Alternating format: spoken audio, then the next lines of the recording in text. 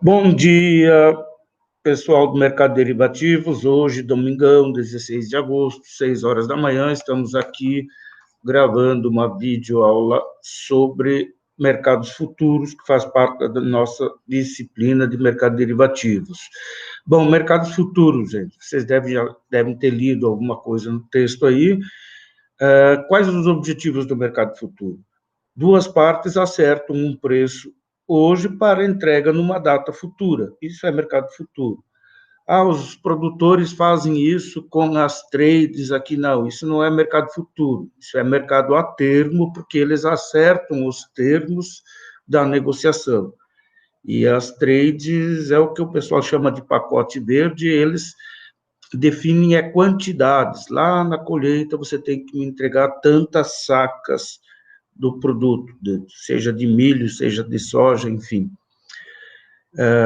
E ele é obrigado, esse contrato é registrado em cartório e ele é obrigado a cumprir esses termos que foram acertados. Isso não é mercado futuro. No mercado futuro, para começar, você não precisa nem entregar o produto, certo? Digam a um produtor rural aqui da nossa região que tem um mercado em que ele vende o produto dele e não precisa entregar, né? Parece meio doido, né? Parem tudo para assistir essa videoaulazinha, tá ok? Os agentes, então, os agentes desse mercado. Numa ponta tem o vendedor, que no caso do agronegócio da nossa região seria o produtor rural, planta soja, milho, enfim. Na outra ponta tem o hedger. A outra parte do contrato é o hedger, chamado de hedger, ou seja, o demandante do produto. Imagine uma empresa como da BRF, a nossa Sadia aqui de Lucas do Rio Verde, ela precisa de milho, né? Um dos principais insumos para ela fabricar carne de frango aqui em Lucas é milho, ela precisa muito milho para fazer ração. Imagine se a saca de milho deve estar uns R$ 35, imagine se vai a R$ 90.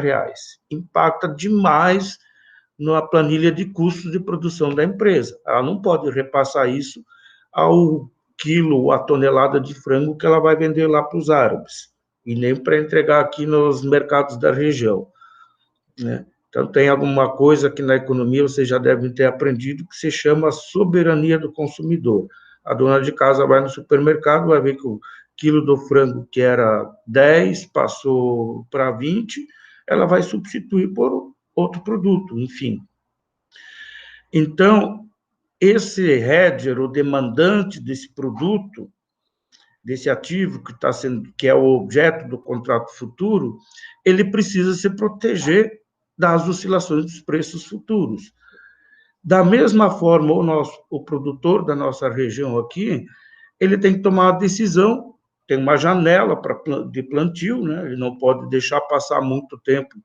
Vocês sabem que a nossa região aqui ela é muito peculiar em questões climáticas, e se ele atrasar o plantio, se ele perder a janela, normalmente são 2 semanas aí do prazo do plantio, se ele plantar à tarde, ele não colhe depois. Faltou água, faltou chuva, e aí ele não colhe, ele tem uma frustração de safra.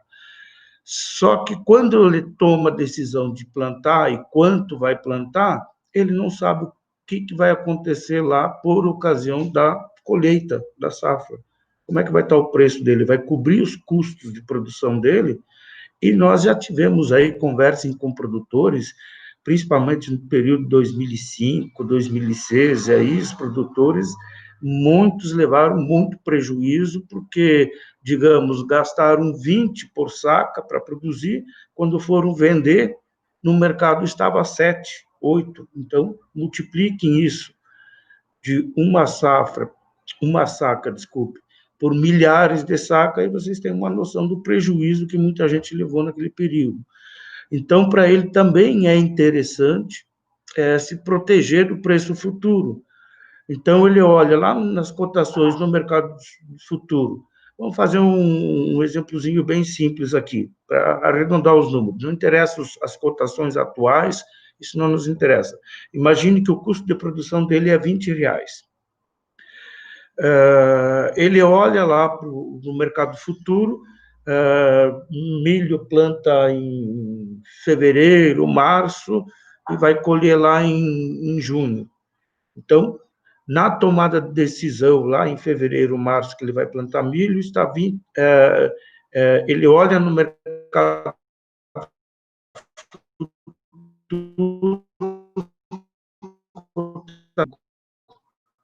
ele faz umas contas dele, ele sabe, os produtores sabem o custo de produção deles, acreditem, eles sabem sim.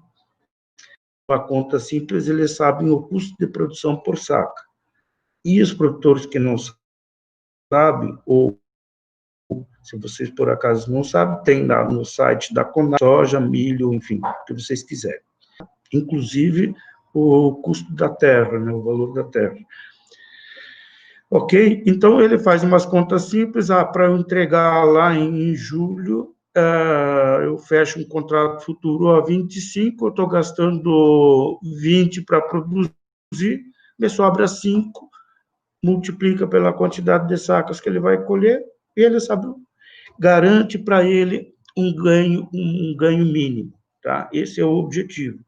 Da mesma forma, o demandante não sabe quanto que vai estar o custo do milho, que é o principal insumo dele, lá em julho, e ele lança uma oferta de compra de contratos futuros para 25, porque 25 atende à planilha de custo de produção dele.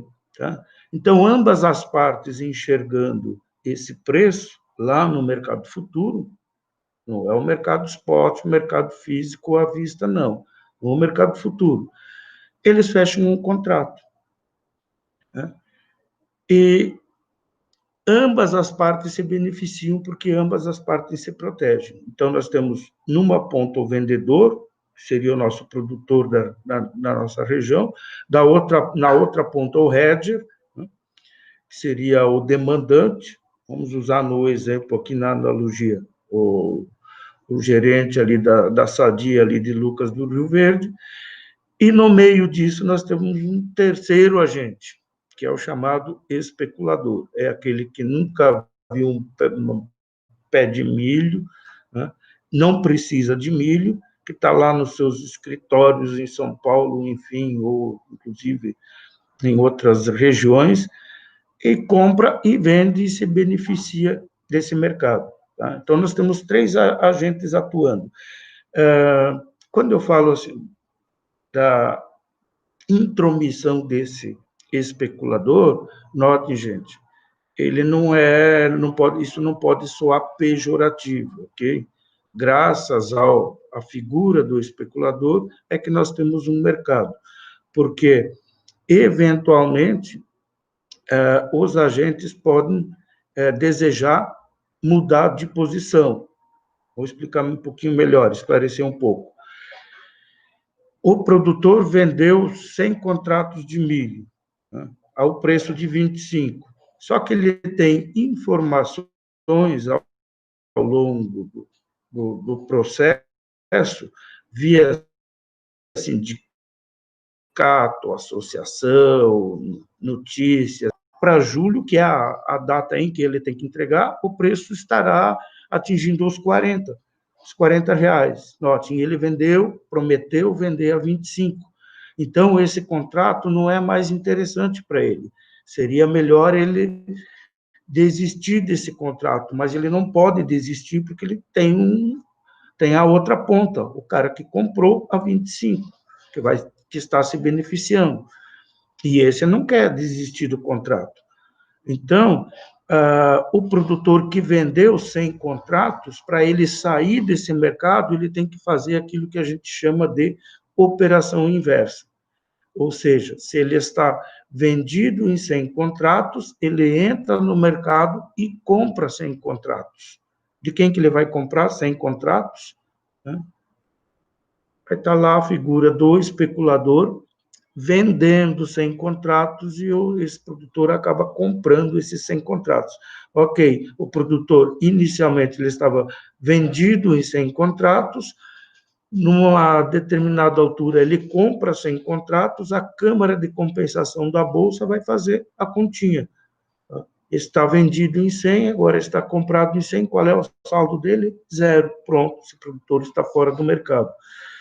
Por isso é que no mercado futuro, dificilmente, mas muito dificilmente, eu diria 1%, dos contratos que são firmados acontece a entrega física do bem. Não há necessidade da entrega física do bem. Ou seja, o produtor vende 100 contratos inicialmente, no final, no vencimento do contrato, ele não precisa nem entregar.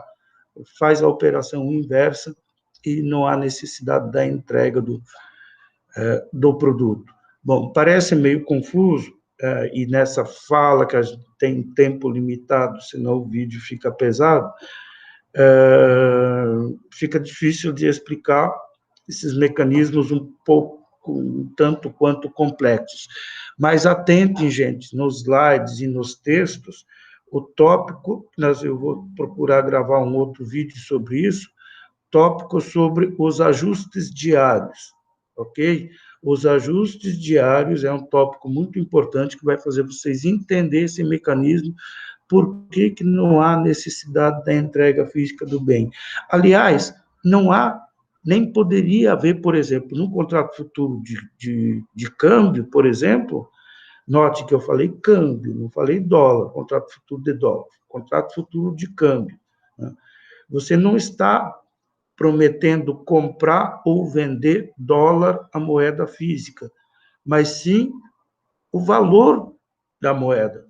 Então, é um bem intangível. A cotação do dólar para dezembro de 2020. Eu não estou vendendo $1.000 em espécie física, eu estou vendendo o valor. E esse valor, essa cotação, você não tem como pegar ela na mão, não é um bem tangível. Entende? Então, nem seria possível a entrega física desse bem.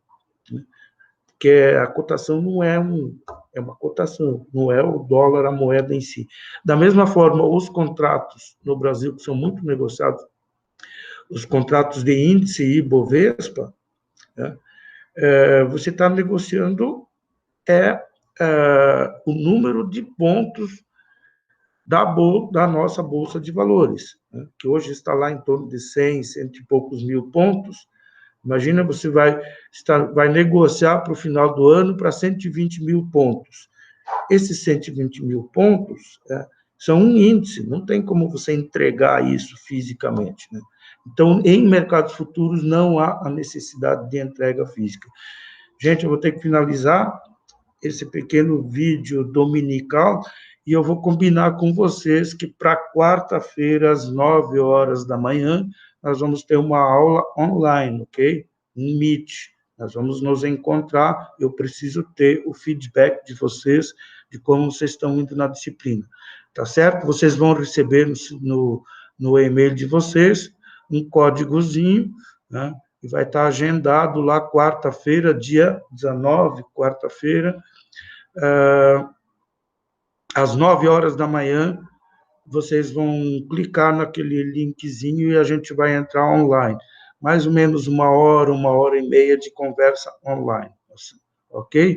Bom domingo para todos. Eu vou ter que interromper esta gravação.